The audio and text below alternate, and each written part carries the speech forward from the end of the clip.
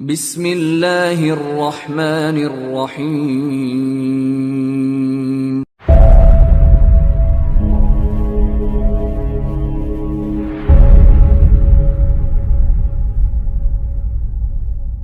بسم اللہ الرحمن الرحیم۔ السلام علیکم ورحمۃ اللہ وبرکاتہ۔ امید کرتا ہوں کہ آپ لوگ بخیر وافیت ہوں گے۔ اللہ پاک سے دعا گو ہوں کہ رب کائنات آپ لوگوں کو دین و ایمان کے ساتھ صحیح سلامت رکھے۔ یہ عربی کورس کے حوالے سے ہم نے جس کتاب کا انتخاب کیا ہے، اس کتاب کا نام ہے، کافی مشہور کتاب ہے، دروس اللغۃ العربیہ لغیر الناطقین بہا۔ یہ کتاب کافی زیادہ مشہور ہے، ساری دنیا میں اس کتاب کے چرچے ہیں، تو ہم نے اس عربی زبان کو سیکھنے سکھانے کے لیے اسی کتاب کا انتخاب کیا ہے۔ یہ کتاب جو ہے بہت ہی مشہور قلمکار اور دکتور عبدالرحیم کی ہے، جو اصل میں کیرل کے ہے اور اس ٹائم میں جو ہے سعودی عربیہ میں قیام پذیر ہے۔ اس کتاب کا پہلا حصہ ہے الجزء الاول، تو اسی کو ہم شروع کرتے ہیں تاکہ اس کتاب کو پڑھنے سے کم حق ہو عربی زبان کو ہم سمجھ سکیں، بول سکیں اور لکھ سکیں۔ لہذا اس کتاب کا آپ نام صحیح سے یاد کر لیں اور بولتے ٹائم پہ اس کے اعراب کا آپ صحیح سے تلفظ ادا کر سکیں۔ کتاب کا نام ہے دروس اللغۃ العربیہ، دروس اللغۃ العربیہ، کتاب کا نام ہے دروس اللغۃ العربیہ۔ اس کا پہلا سبق الدرس الاول، جس کا تعلق براہ راست اسم اشارہ سے ہے۔ اسم اشارہ میں حاذا، یعنی کہ اسم اشارہ کے جو کل سیگے ہیں وہ 6 ہیں قریب کے لیے، اور بعید کے لیے 6 سیگے ہیں۔ چونکہ اب اسم اشارہ قریب کا پہلا سیگا جو ہے حاذا ہے، اس کا استعمال دیکھیں گے کہ ہم اس کو کس طرح ناموں کے ساتھ، چیزوں کے ساتھ یا جگہوں کے ساتھ استعمال کر سکتے ہیں یا کرتے ہیں۔ آپ کی اسکرین پہ یہ کلمہ جو لکھا ہوا ہے حاذا، یہ واحد مذکر ہے اور قریب کی چیزوں کے لیے استعمال کیا جاتا ہے۔ حاذا، حاذا کے معنی ہے یہ، یا انگلش میں ہم جو کہتے ہیں کہ دس، تو انگلش میں اس کے معنی ہے دس۔ حاذا بیتن، حاذا بیتن، یہ گھر ہے۔ یہاں پہ آپ کی اسکرین پہ تصویر بنی ہوئی ہے گھر کی، اور عربی زبان میں گھر کو یا ہاؤس کو بیتن کہتے ہیں۔ عربی زبان میں گھر کو بیتن کہتے ہیں، اور بیتن یہ مذکر ہے، اس کے ساتھ حاذا واحد اسم اشارہ قریب مذکر استعمال کیا جائے گا، اور ترجمہ یوں کیا جائے گا کہ یہ گھر ہے۔ حاذا بیتن، یہ گھر ہے۔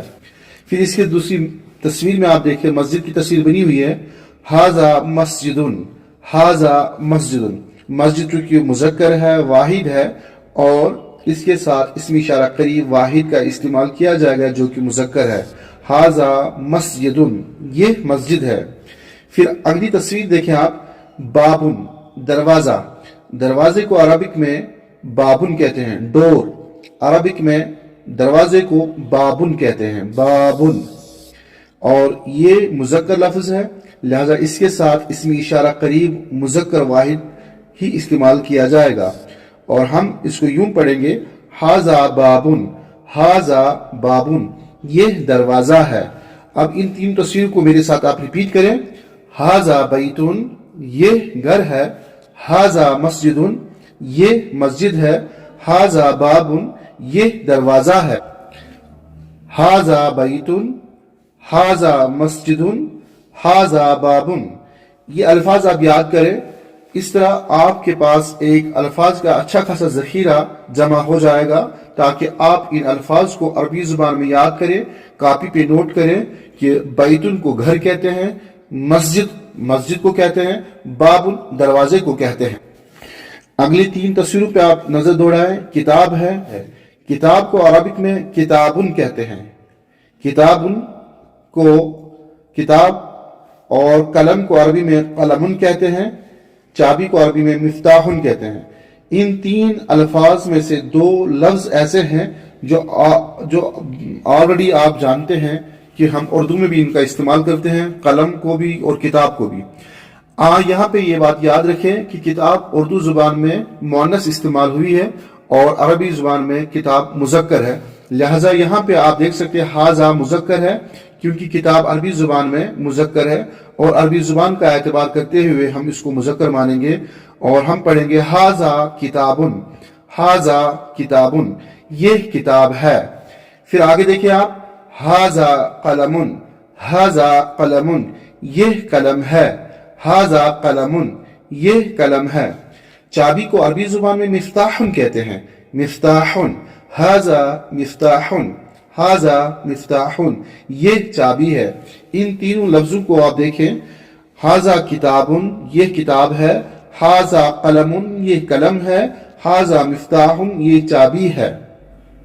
اب اگلے تین الفاظ کو دیکھیں آپ، میز ہے، بیڈ ہے اور کرسی ہے۔ میز کو یا ٹیبل کو عربی زبان میں مکتبن کہتے ہیں، مکتبن، تو یہ مذکر ہے، ہم پڑھیں گے ہاذا مکتبن، ہاذا مکتبن، یہ ٹیبل ہے۔ ہاذا سریرن، یہ پلنگ ہے یا یہ بیڈ ہے۔ ہاذا کرسی، یہ چیئر ہے یا یہ کرسی ہے۔ یہ تین الفاظ آپ دیکھ سکتے ہیں اپنی سکرین پہ، ہاذا مکتبن، ہاذا سریرن، ہاذا کرسی۔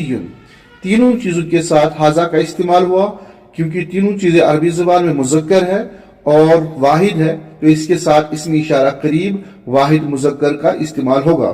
چونکہ عربی زبان کے علاوہ دوسری زبانوں میں، خاص کر انگلش میں، مذکر مؤنث کے حوالے سے دس دونوں کے لیے استعمال ہوتا ہے، دیٹ دونوں کے لیے استعمال ہوتا ہے، لیکن عربک میں مؤنث کے لیے ہاذا الگ ہے، ہاذہی ہے، اور مذکر کے لیے ہاذا ہے، دونوں کے لیے الگ الگ صیغے استعمال کیے گئے ہیں۔ آج کے اس مختصر سے سبق میں بس اتنا ہی، اور ایک بار پھر آپ اوپر سے اپنی ایک نظر دوڑائیں تاکہ یہ الفاظ آپ صحیح سے یاد کر لیں۔ یہ پہلا سبق ہے ہاذا، اور ہاذا بیتن، یہ گھر ہے، ہاذا مسجدن، یہ مسجد ہے، ہاذا بابن، یہ دروازہ ہے، پھر اس کے بعد ہاذا کتابن، یہ کتاب ہے، ہاذا قلمن، یہ قلم ہے، ہاذا مفتاحن، یہ چابی ہے، ہاذا مکتبن، یہ میز ہے، ہاذا سریرن، یہ پلنگ ہے یا یہ بیڈ ہے، ہاذا کرسی، یہ کرسی ہے۔ اگلا سبق انشاءاللہ آئندہ سے کام ہوگا، کبھی تو قسمت